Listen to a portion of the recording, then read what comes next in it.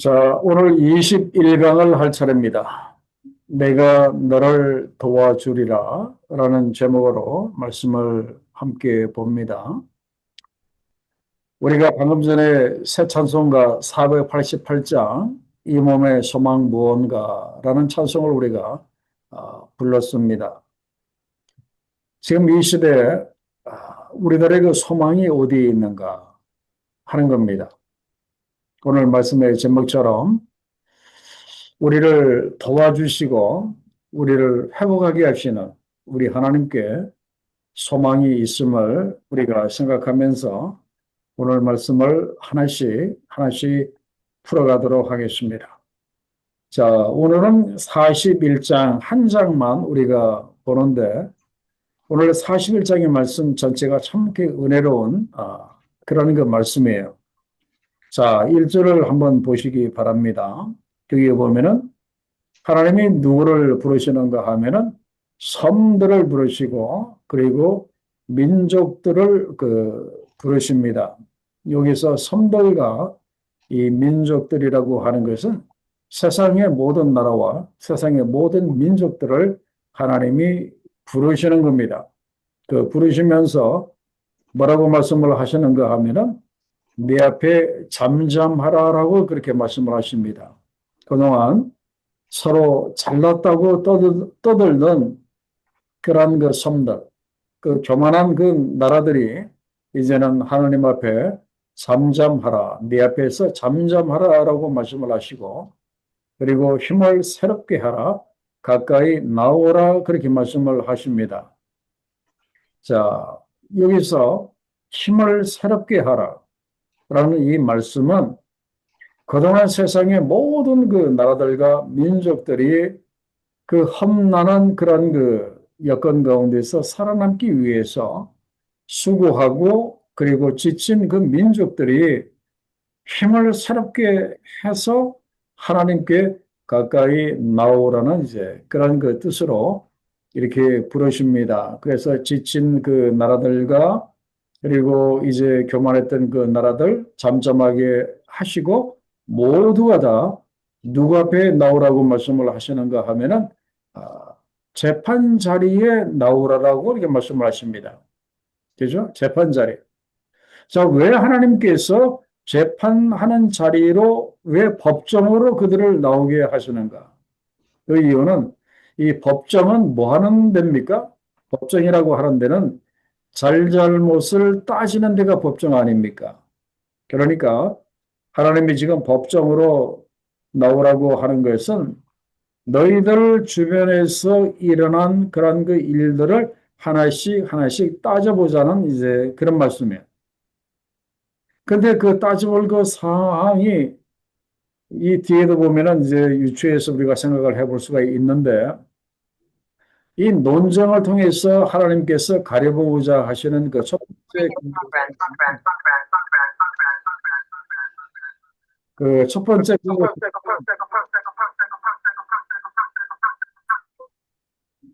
자, 여러분들 다 무음으로 해 주셨죠? 예, 감사합니다.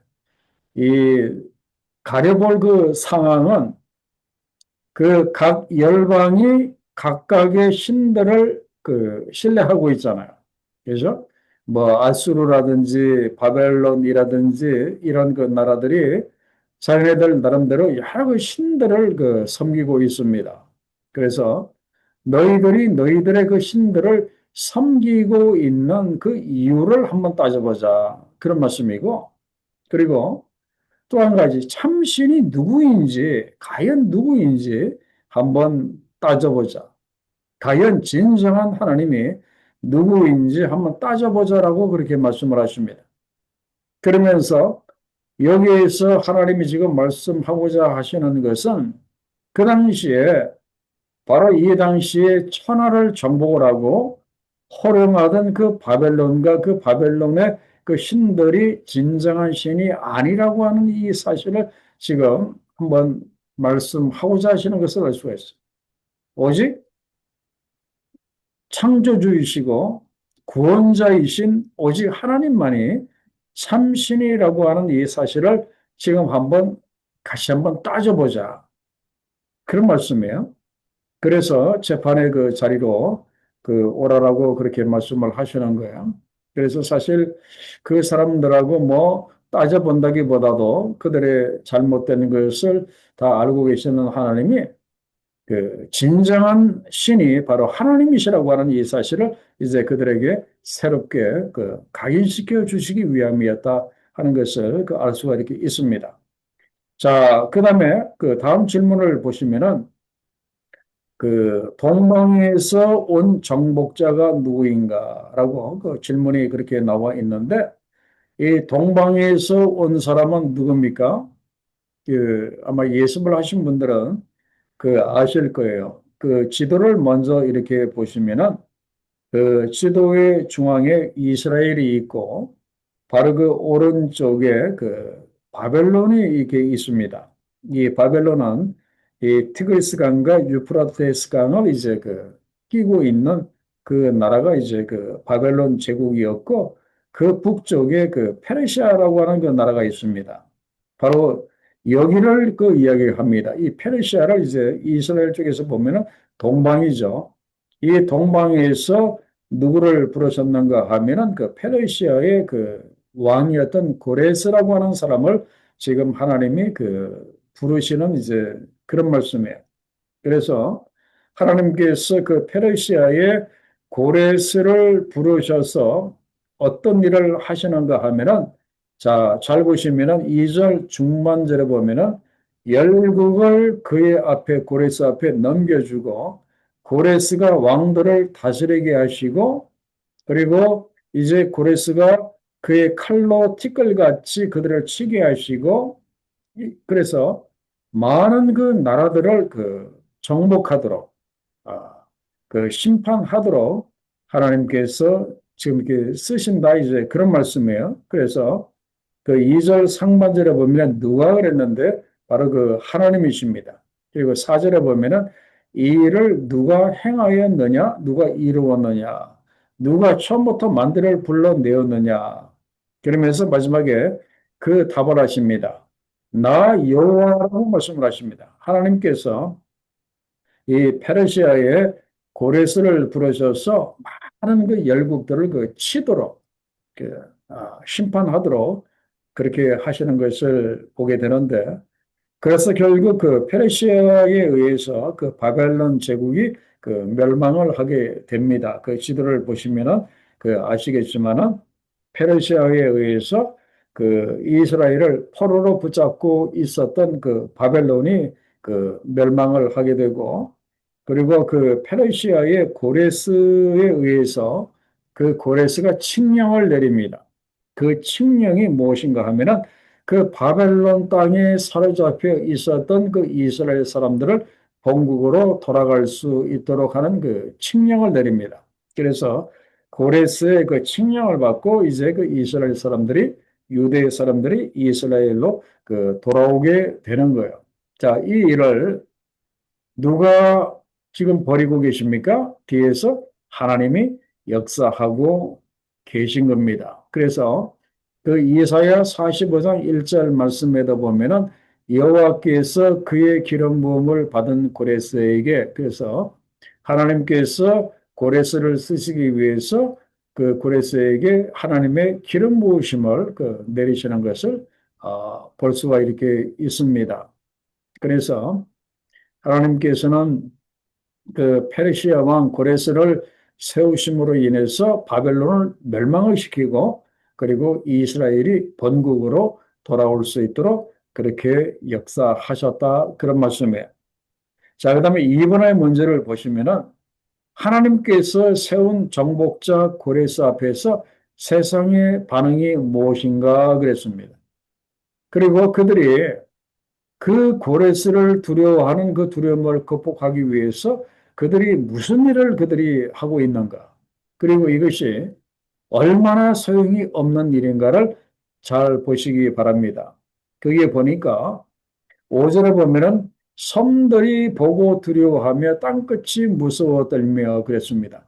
세상의 모든 나라와 모든 민족들이 이 페르시아가 막강한 힘으로 나라들을 다 이렇게 무너뜨리고 정복해 오니까 세상에 나라들이 급시 덜컥난 겁니다. 그래서 두려워하고 무서워 떨면서 야, 이랬다가는 우리도 당하겠다.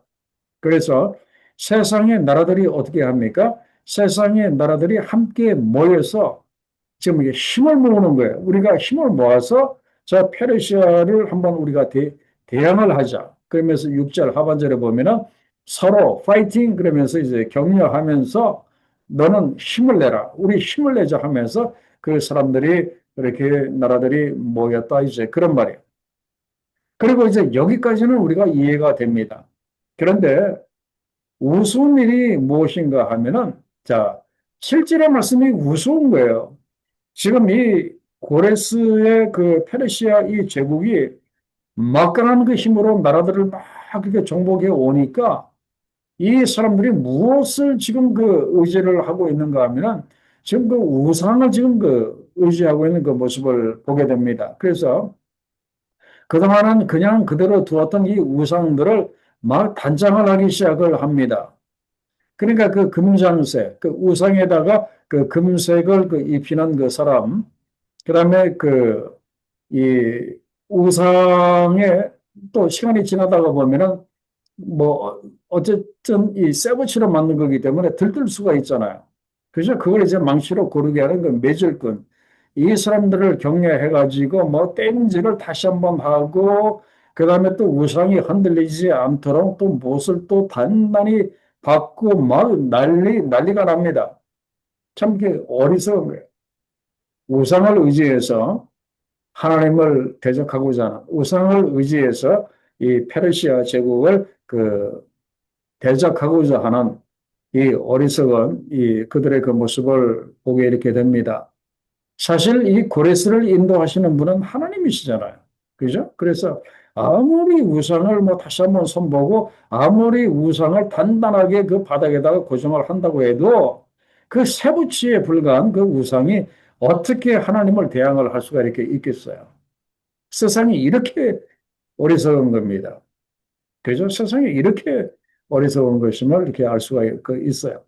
그래서 이런 그 상황에서 하나님께서 그 3번 문제를 보면은 누구를 부르시는가 하면은 이런 상황이라고 하는 것이 하나님이 이제 그 페르시아 제국을 일으켜 세우셔서 그 이스라엘 사람들을 포로로 잡고 있었던 바벨론을 이제 그 멸망을 시키는 그 일을 말합니다.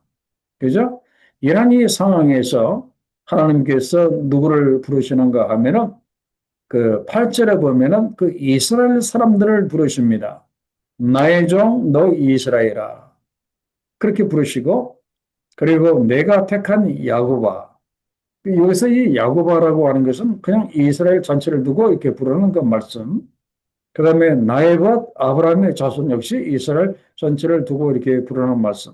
그래서 이스라엘을 나의 종이라고 부르시고 내가 택한 야곱이라고 부르시고 나의 것 아브라함의 자손이라고 이렇게 부르십니다.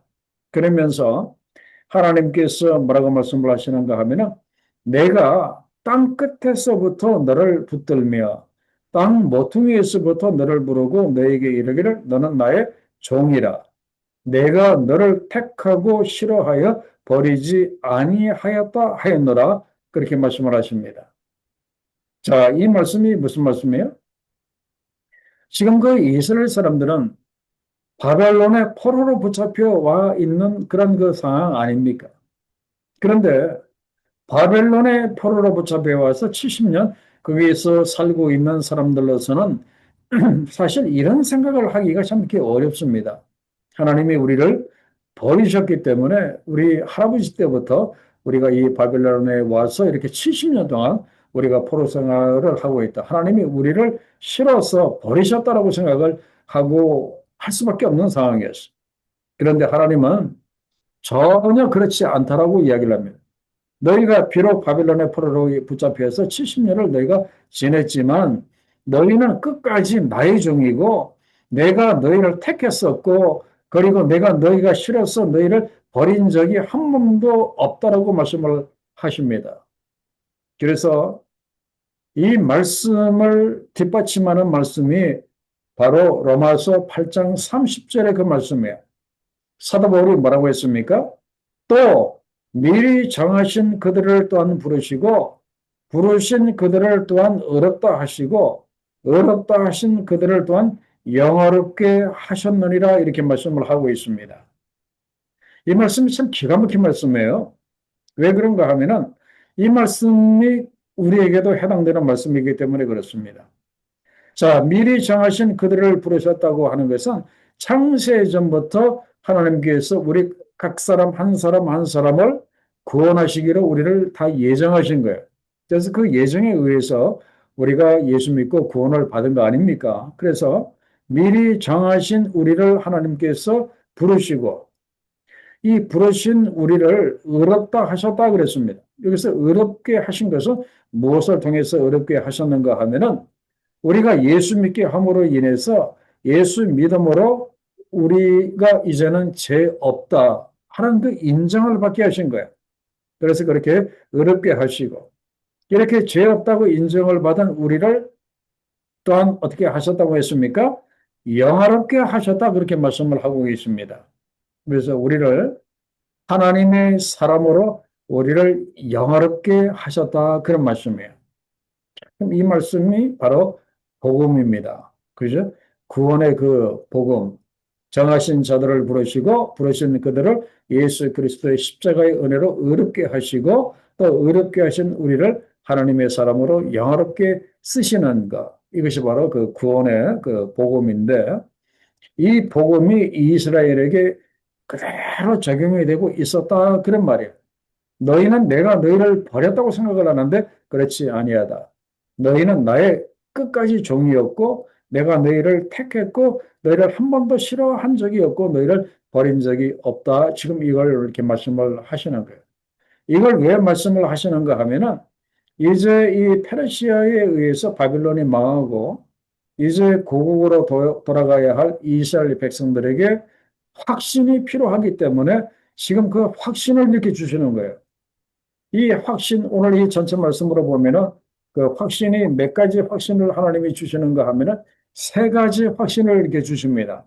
그 중에 첫 번째 확신이 바로 이겁니다. 하나님은 택하신 자를 절대로 버리지 않으신다고 하는 이 확신. 이 확신이 얼마나 중요한지 이렇게 몰라요. 오늘 우리들에게도 이 확신이 이렇게 필요합니다. 그죠? 택하신 자를 버리지 아니하신다. 그죠?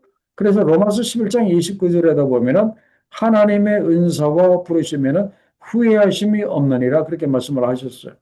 하나님이 이스라엘을 선민으로 부르시고 또한 우리를 하나님의 백성으로 이렇게 부르신 것에 대해서 절대 하나님께서 변개하시거나 후회하심이 없다. 그런 말씀이에요. 그래서 오늘 우리들에게 필요한 확신이 바로 이겁니다.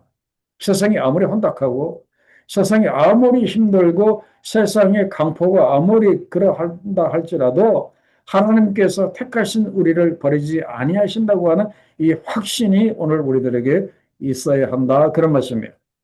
그래서 여러분들이 이런 그 확신, 하나님께서 택하신 나를 절대로 버리지 아니하신다는 이 확신을 여러분들이 꼭 가지시기를 이렇게 바랍니다. 그래서 이거를 우리가 그 신학적으로 이야기를 할 때 선택의 유효성이라고 이야기를 합니다. 선택의 유효성 아니면 선민의 유효성이라고 하는데 이 선택의 유효성은 불변하는 거예요. 한번 부르시면 끝까지 부르심이에요. 여러분들이 이걸 꼭 기억하시기 바랍니다. 하나님이 우리를 한번 부르시고 구원하셨기 때문에 우리는 영원히 하나님의 백성이다. 그런 말이에요. 절대로 우리를 버리시는 일이 없다. 그런 말이에요. 그런데 이스라엘 백성들은 버림받았다고 생각을 했어요. 버림받았다고 그렇게 생각을 했어요. 그러면 그들은 왜 하나님이 자기들을 버렸다고 생각하였습니까? 그 다음 질문을 이렇게 보면은 자, 히브리서 12장 8절의 말씀을 보면은 징계는 다 받는 그 시근을 너희에게 없으면 사생자여 친아들이 아니니라 이 말씀을 놓고 보면은 징계라고 하는 이 단어가 이제 그들에게 걸림이 된 거예요. 그러니까 아직까지 이스라엘 백성들의 그 수준이 너무나 어리고 너무나 이렇게 어리숙한 것을 이렇게 볼 수가 있어요. 이 징계, 하나님이 혼내켰다 이제 그거예요. 그러면 조금 더 성숙한 아들 같으면 하나님이 왜 아버지가 나를 왜 징계하셨는지 그거를 좀 찾아보고 뭔가 좀 그러려고 하지 아니하고 아버지가 나를 때렸다. 여기에만 이렇게 매달려 있는 거예요. 아직까지 이스라엘이 영적으로 어린 거예요. 그래서 하나님이 자기네들을 징계해서 우리를 때리셔서 우리를 바벨론에 가게 했기 때문에 우리를 버렸다라고 생각을 하는 거예요. 그러나 하나님이 주시는 그 징계는 지금 이스라엘 사람들이 생각하는 징계와는 차원이 이렇게 틀린 거예요. 이 영적인 징계라고 볼 수가 있는데 이 영적인 이 징계는 하나님의 아들들에게 하나님이 반드시 이렇게 주시는 거예요. 친아들들에게 주시는 것이 친딸들에게 주시는 것이 하나님의 징계입니다. 잘 되라고 하시는 거예요. 그죠? 잘 되라고 때리시는 거. 우리 부모들도 그 애들을 그렇게 하잖아. 잘못하면은 그냥 뭐 그러든지 말든지 버려두지 않잖아요. 잘 되기를 원하기 때문에 잘못하면은 야단도 치고 혼도 그렇게 혼내키고 하지 않습니까? 그래서 성경은 분명히 말합니다. 너희에게 하나님의 징계가 없으면 너희는 사생자다 그런 말이에요. 너희는 버린 자식이다 그런 말이에요. 그들에게 훈련이 없었다면 너희는 버림을 받은 자고 그렇다는 거예요. 그렇기 때문에 우리가 여기서 분명히 알아야 하는 것은 하나님이 내 인생에 고난을 주시는 것은 하나님이 나를 버리지 않으셨다고 하는 확실한 게 증거입니다. 그죠? 내가 예수 믿고 난 다음에 나의 인생에 고난이 한꺼번에 싹 없어졌으면 참 좋겠는데 예수 믿고 난 다음에도 계속해서 우리 인생에 고난들이 있잖아요. 이건 바로 하나님이 우리를 버리지 않았다고 하는 표시이다. 이제 그런 말씀이에요. 그리고 하나님이 우리를 절대적으로 사랑하신다는 그 증거이다. 그런 말씀이에요. 그렇기 때문에 하나님이 우리를 훈련하시는 것은 우리를 징계하셔서 하나님의 똑바른 그 백성이 되게 하시는 것은 하나님이 우리를 뭐 하시기 때문에 지극히 사랑하시기 때문에 그러하다고. 그래서 사랑의 매라고 하는 말을 우리가 옛날에 많이 들었잖아요. 그 하나님께서 우리들에게 사랑의 매를 이렇게 두신다 이제 그런 말씀이에요. 그러면서 괜히 그 징계받았다고 해가지고 이 새초롬하게 있는 이 이스라엘 백성들에게 하나님이 위로하십니다. 뭐라고 위로를 하시는가 하면은 10절로 13절에 보면은 뭐라고 위로하시는가 하면은 자, 참 이 말씀 우리가 참 좋아하는 말씀이죠. 늘 힘들고 어려울 때 붙잡는 말씀이 이 말씀이에요. 두려워하지 말라. 내가 너와 함께 함이라. 놀라지 말라. 나는 너의 하나님이 됨이라. 내가 너를 굳세게 하리라. 참으로 너를 도와주리라.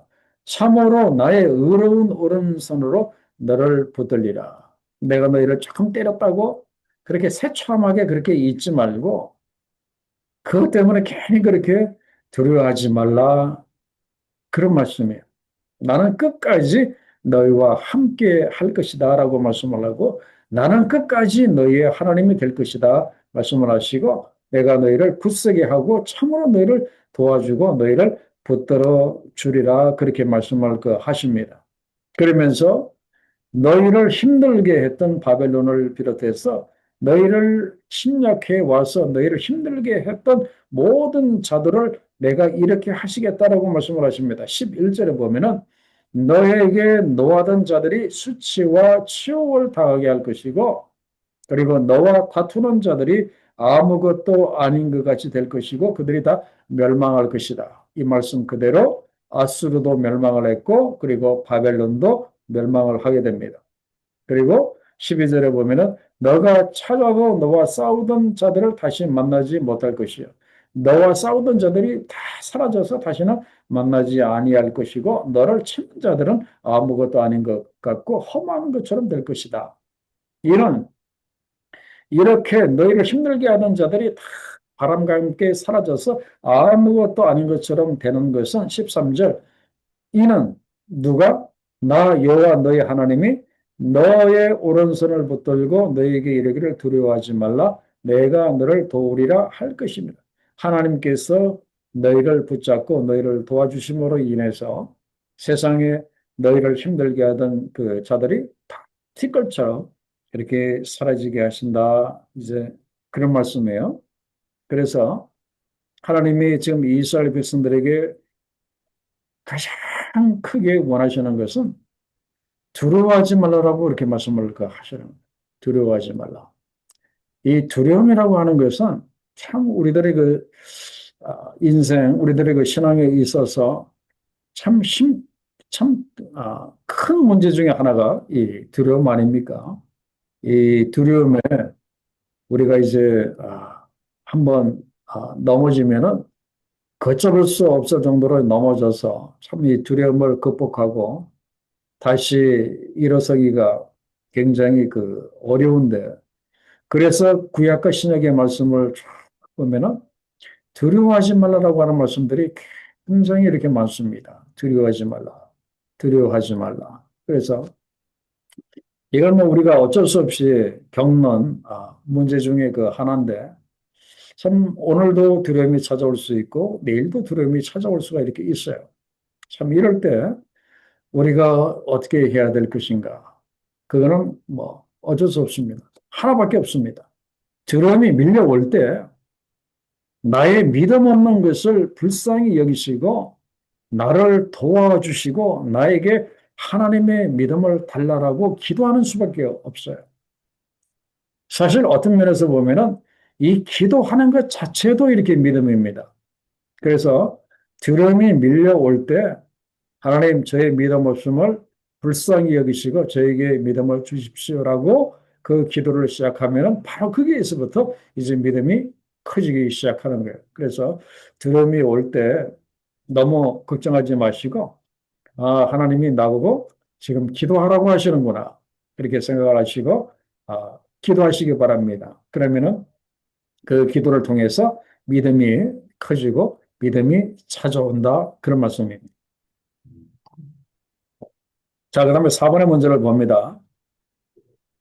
자, 하나님께서 이제 바벨론에 포로로 끌려와서 하나님이 자기네들을 버렸다라고 이렇게 생각을 하고 참 새처럼 매 있고 이렇게 걱정하는 두려워하는 그들을 하나님께서 두려워하지 말라라고 그렇게 말씀을 하시면서 이걸로 끝내지 아니하시고 이 위로로 끝내지 아니하시고 앞으로 너희를 어떻게 쓰실 것인지 그들을 어떻게 쓰실 것인지를 말씀을 하십니다.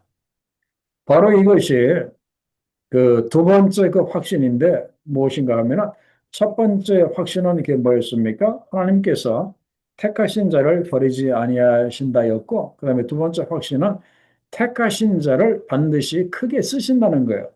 그래서 14절의 말씀을 보시면은 버러지 같은 너 야곱아 그랬습니다.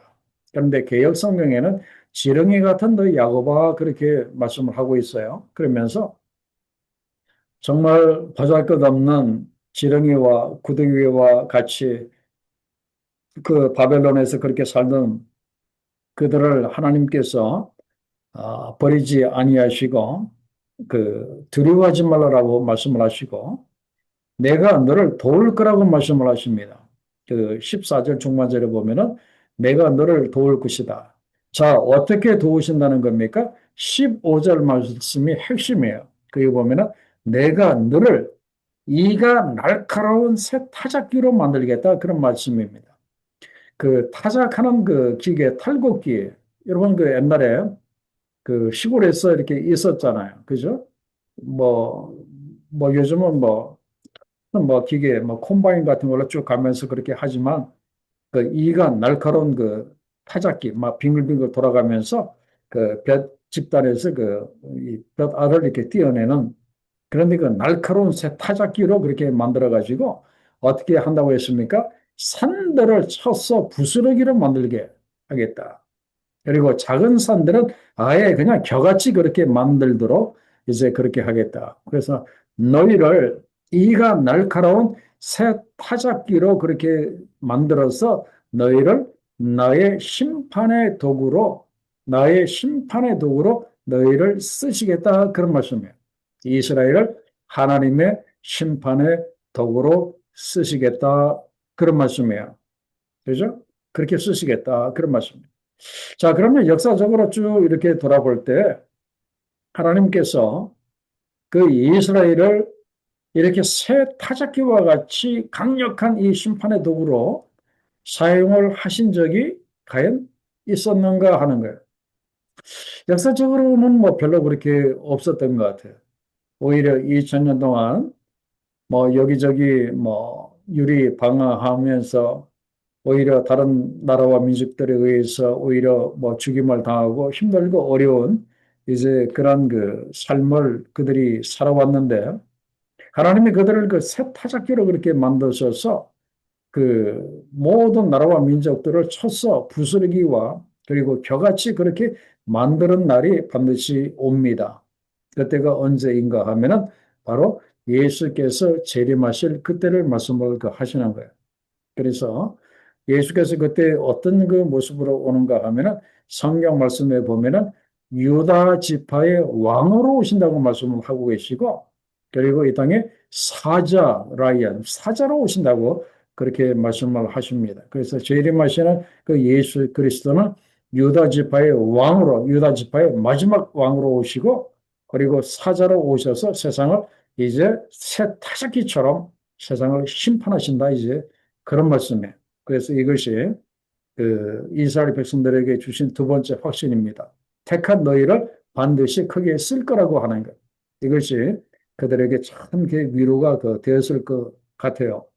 자, 그 다음에 그 5번 문제를 보면은 지금 이들이 처한 상황이 어떠합니까? 그랬습니다.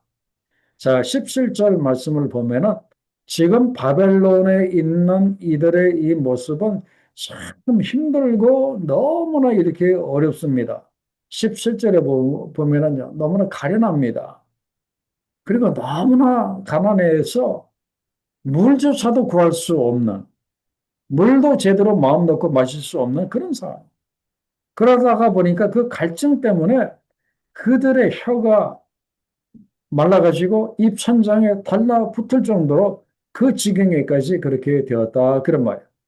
이런 그들을 하나님께서 버리지 아니하시고 그들에게 응답을 하시고 하나님께서 어떻게 하신다고 했습니까? 18절의 말씀이 은혜가 됩니다. 내가 헐벗은 산에 강을 낼 것이고 골짜기 가운데에 세면하게 할 것이고 그 모래 뿌린 강야가 연못이 되게 할 것이고 그리고 마른 땅이 샘 근원이 되게 해서 거기서 물이 나오게 할 것이다. 해서 그걸 통해서 너희의 그 목마름을 해결해 주겠다.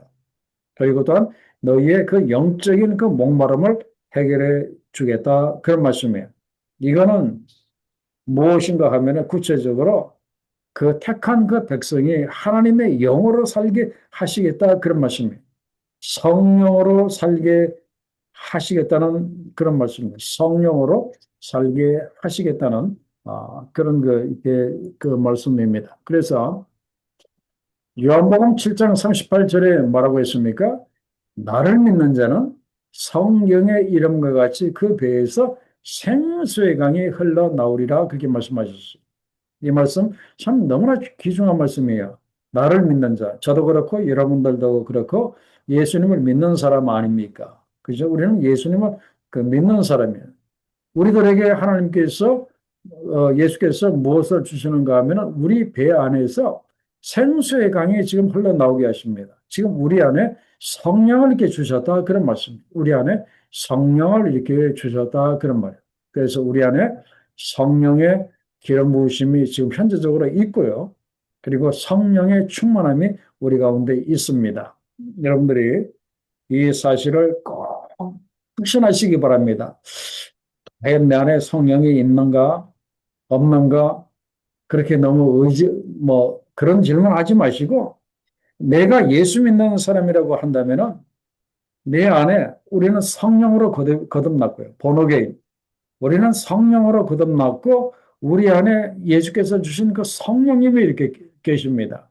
그래서 너희가 성령의 전인 줄을 알지 못하느냐라고 그렇게 야단을 치신 것처럼 우리는 성령의 이렇게 전입니다. 우리 안에 성령이 지금 있습니다. 우리 집사님, 권사님, 또 장로님 안에 또 제 안에 지금 하나님의 거룩하신 영, 성령께서 이렇게 계십니다. 바로 이것이 그 세 번째 그들에게 주신 그 확신이에요.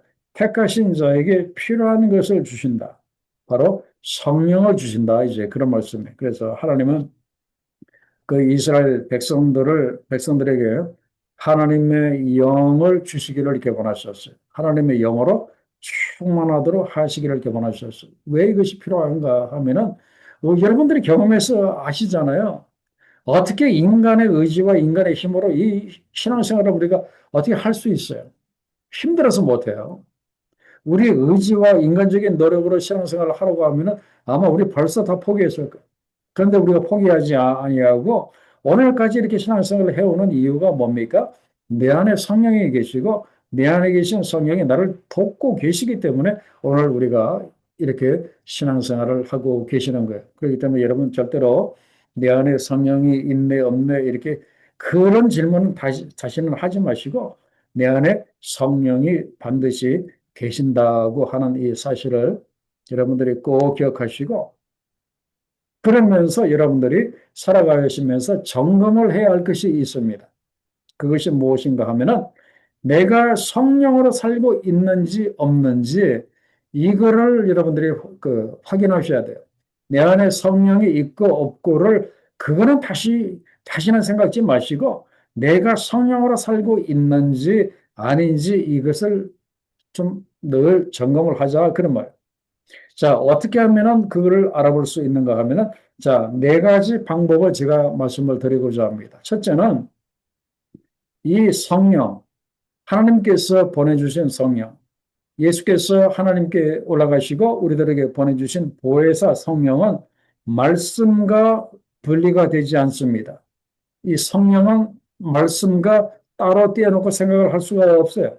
그래서 예수께서 그 올라가시면서 보혜사 성령을 보내시겠다고 말씀을 하시고 그 보혜사 성령이 내가 너희들에게 한 말이 기억나게 하실 거라고 말씀하셨어요.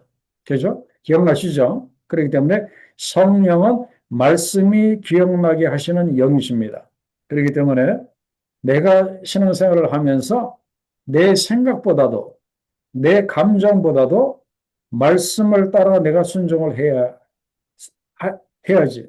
내가 말씀을 따라 살아야지 하는 그 마음이 있다면은 나는 성령의 인도하심을 받고 있는 사람이고 나는 성령으로 살고 있는 사람이에요. 그래서 내가 말씀을 따라 살려고 하는 마음이 있는지 없는지 이걸 항상 체크를 하셔야 돼요.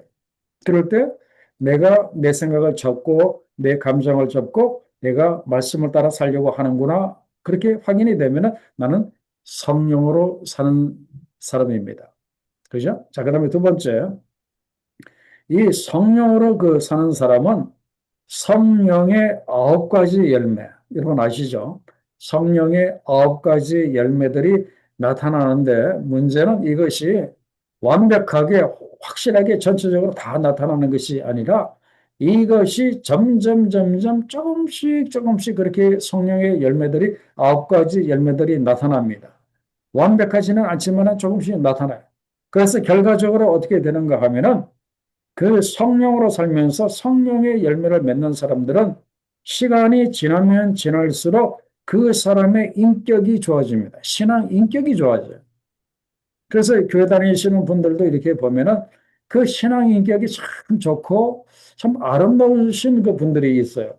그리고 그 태도가 좋으신 분들이 있습니다. 시간이 지날수록 신앙 인격과 태도가 점점 좋아지는 분들은 다 성령으로 사는 사람이에요.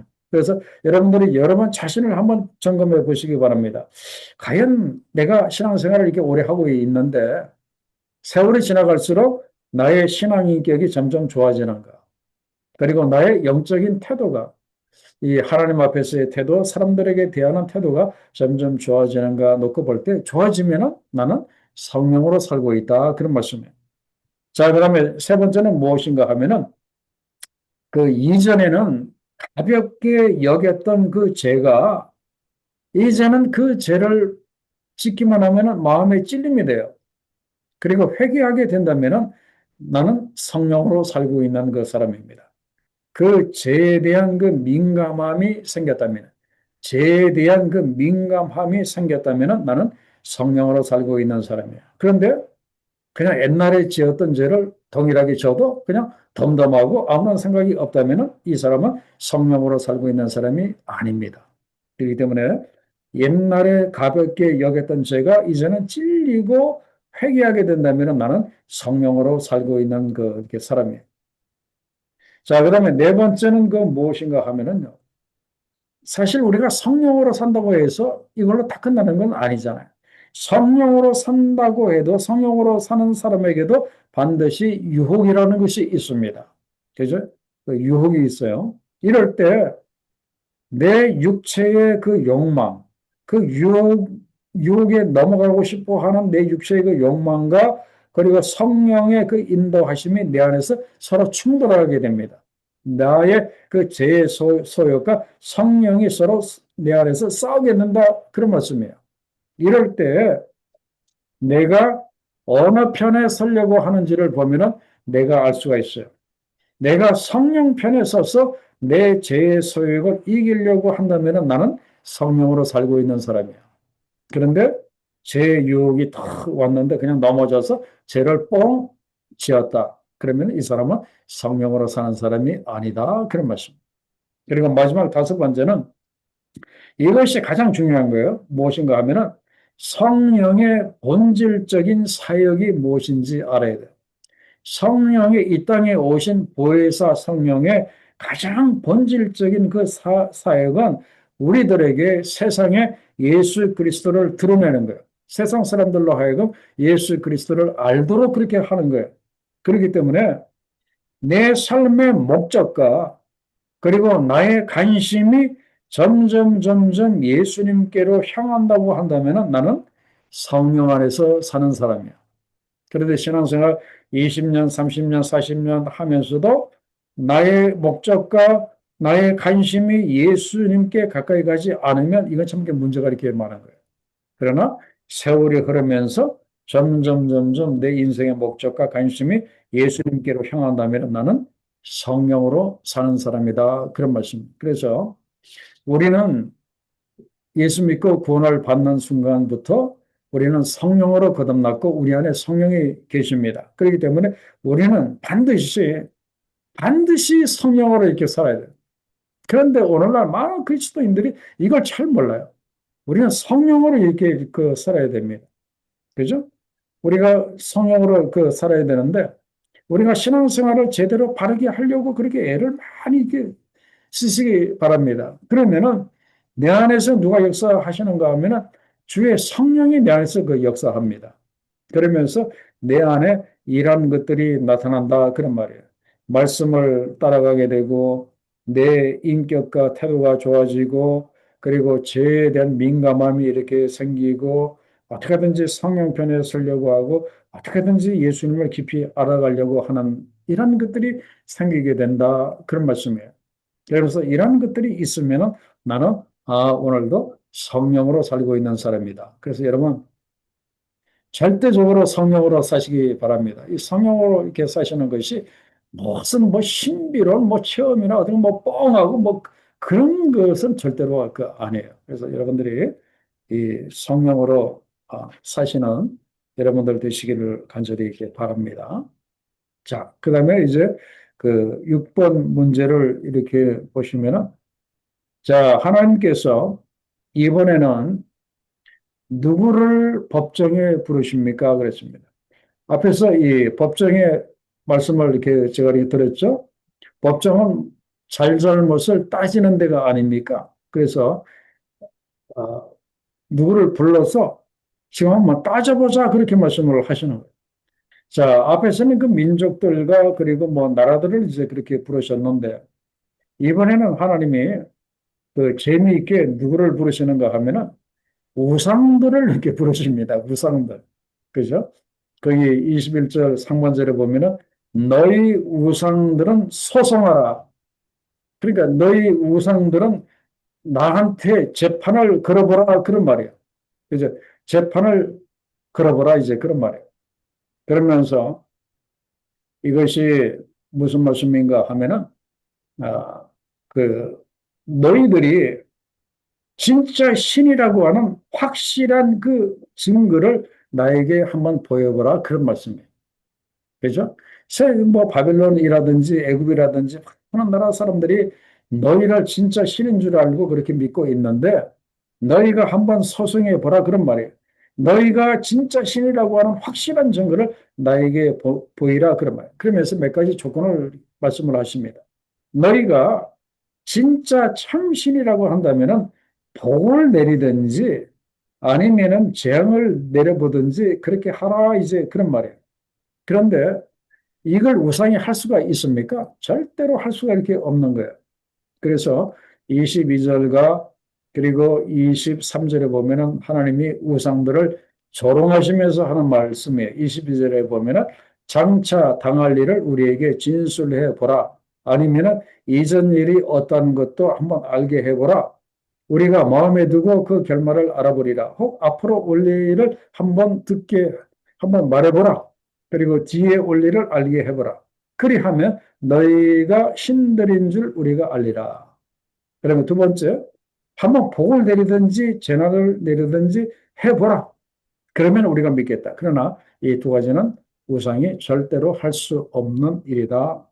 그런 말이에요.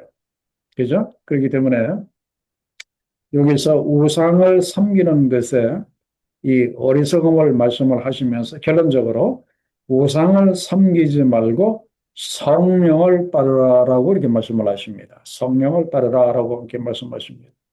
그죠? 그래서 이건 뭐 이스라엘 백성들에게만 하시는 그 말씀이 그 아니라 오늘 우리들에게 하시는 그 말씀이에요. 여러분, 우리 절대로 이제는 세상의 우상을 섬기지 마시고, 그죠? 세상의 우상은 아무것도 아닌 거예요.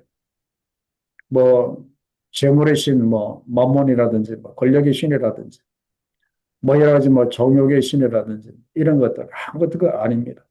이제는 우상에 이렇게 탁 붙잡혀서 노예처럼 그렇게 살지 마시고, 이제는 거룩하신 그 하나님의 영이신 성령을 따라 여러분들이 사시기 바랍니다. 이것이 진짜 복이에요. 진짜 복. 이런 이 삶을 살아야 우리가 하나님 앞에 가서 칭찬받을 거 아닙니까? 이 땅에서 그렇게 우상 쫓아다니고, 뭐 죄 짓고 그렇게 살고, 어떻게 하나님 앞에 부끄러워서 우리가 어떻게 서겠어요?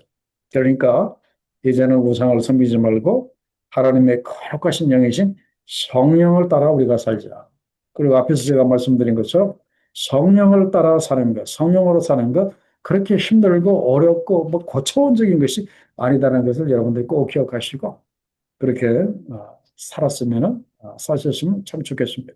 자, 마지막 그 질문인데, 이것이 바로 앞에서 하나님께서 누구를 통해서 바벨론의 포로로 잡혀 있는 이스라엘 민족들을 구원하시는가 하면은 바로 그 고레스예요. 그래서 내 이름을 부르는 자가 바로 그 25절에 내 이름을 부르는 자가 고레스입니다.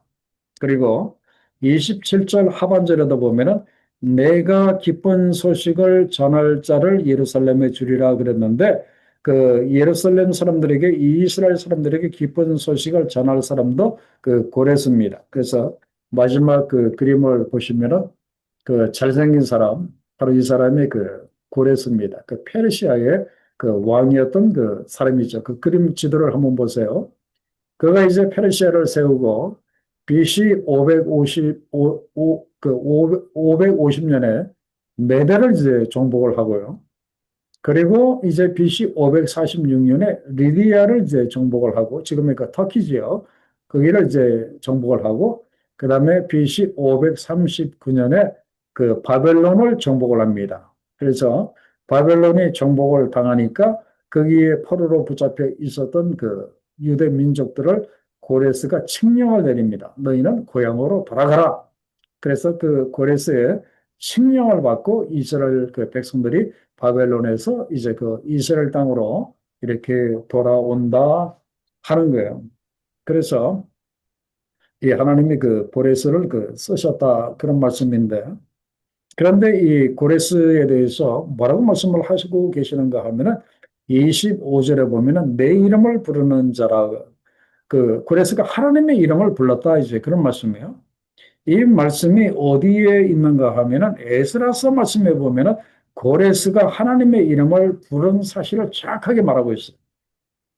이 고레스가 신앙이 있는 사람인 것 같아요. 뭐라고 그 이야기를 하는가 하면은 하늘의 하나님 여호와께서 세상의 모든 나라를 내게 주셨고 나에게 명령하사 유다 예루살렘에 성전을 건축하라 하셨나니 이스라엘의 하나님은 참신이시라. 너희 중에 그의 백성된 자는 다 유다 예루살렘으로 올라가서 지금 돌아가라 이제 그런 말이죠. 유다 예루살렘으로 올라가서 이스라엘의 하나님 여호와 성전을 건축하라. 그는 예루살렘에 계신 하나님이시라. 그 남아있는 백성이 어느 곳에 머물러 살든지 그곳 사람들이 마땅히 이스라엘 사람들에게 은과 금과 그 밖의 물건과 짐승으로 도와주고 그 외에도 예루살렘에 세울 하나님의 성전을 위하여 예물을 기쁘게 드릴지니라. 그래서 이 고레스가 하나님을 인정을 하고 그 백성이 돌아와서 여호와의 성전을 다시 증축할 수 있도록 많은 이 재물들을 각 나라가 다 주도록 지금 그렇게 하는 내용이 그 에스라서에 이렇게 나와 이렇게 있습니다. 자, 그러면 결론 및 적용을 봅니다. 자, 우리가 어떻게 두려움을 극복할 수 있습니까? 참 요즘은 참 두려움이 많은 그 시대입니다. 그죠? 시대의 두려움도 있고 또 인생의 두려움도 있고 건강 문제, 경제적인 문제, 또 집안 문제, 또 영적인 두려움도 이렇게 있잖아요. 또 그 사단마귀의 공격이 심하니까 점점 믿음이 떨어지기도 하고 하나님을 만날 거라고 하는 확신도 점점 없어지고 내가 죽어서 과연 천국에 갈 수 있을지 하는 확신도 점점 없어지고 하는 이러한 그 두려움, 이러한 이 두려움들을 우리가 극복할 수 있겠는가? 그건 오직 하나밖에 없습니다. 세상의 역사를 주관하시는 크신 위대하신 하나님을 우리가 믿어야 한다. 그리고 그 하나님은 지극히 크신 분이시고 두려우신 분이심을 우리가 그 알아야 돼. 그러면서 또 반대로 그 하나님은 그 사랑이 무한하신 분이시다고 하는 것도 이렇게 믿어야 돼요. 그다음에 가장 중요한 것은 나의 고난 중에서도 그분은 나를 사랑하고 계신다는 것을 여러분들이 꼭 아셔야 돼요. 그리고 우리가 하나님을 꼭 믿으면 내가 의지하려고 했던 것들은 우상들은 아무것도 아닌 게 된다고 하는 이 사실을 우리가 알아야 되고 그리고 내가 하나님을 믿으면은 내가 두려워하는 것들은 아무것도 아닌 것이 된다고 하는 이 사실을 여러분들이 오늘 꼭 기억하시고 이번 우리가 하나님을 믿기로 했으니까 우리가 하나님을 제대로 믿었으면 이렇게 좋겠습니다. 그래서 세상의 두려움을 극복하고 이건 일차적인 거예요. 소극적인 거예요. 그냥 세상의 두려움 극복하는 거 그걸로 끝내서는 안 돼. 세상의 두려움을 극복했으면 그다음에 뭐 해야 되겠습니까? 하나님의 일을 해야죠. 두려움을 극복하고 그분이 나에게 주신 사명, 나에게 원하시는 그 일을 우리가 적극적으로 할 수 있는 우리가 돼서 하나님께 귀하게 쓰임받고 우리가 하나님 앞에 서는 그날 참 너 잘했다. 이렇게 칭찬을 받는 여러분들 다 되시기를 우리 주의 이름으로 간절히 축원합니다. 자, 기도하겠습니다. 아버지 하나님 은혜와 사랑을 감사를 드립니다. 하나님 참 여러 가지 참 복잡한 생각과 두려움 가운데 있었던 그 백성들, 이스라엘 백성들을 위로하시고 내가 너희를 버리지 아니하고 너희를 이제 귀하게 쓰실 것이고 그리고 너희들에게 필요한 나의 성령을 부어주시겠다고 약속을 하신 하나님 동일하게 우리들에게 이 귀한 말씀 허락해 주셔서 감사합니다. 우리를 예정하여 부르시고 우리를 의롭게 하시고 또 우리를 하나님의 백성으로 하나님의 사람으로 우리를 영화롭게 하셔서 우리를 쓰고 계시는 하나님, 이 하나님에 대한 믿음이 우리 가운데 더욱더 강해질 수 있도록 하나님 도와주옵소서. 그래서 세상의 두려움에 매이지 않도록 그냥 두려움의 문제를 극복하는 정도에 머물지 않도록 주여 도와주시고 이것을 뛰어넘어서 적극적으로 하나님께 쓰임받고 적극적으로 하나님의 일을 우리가 감당하는 능력 있는 삶을 승리하는 삶을 살아갈 수 있도록 하나님 도와주시고 이것을 위해서 우리가 이제 매일마다 성령으로 살아갈 수 있도록 우리 가운데 성령의 기름 부으심을 주시고 우리들에게 성령의 충만함을 허락해 주시고 그리고 성령이 내 안에 계셔서 나를 인도하고 계시는 것을 매일 삶 속에 우리가 영적으로 민감하게 깨달아 알고 늘 성령으로 살아가는 우리가 될 수 있도록 하나님 도와주옵소서. 감사하오며 예수님의 결신 이름으로 기도하옵나이다. 아멘.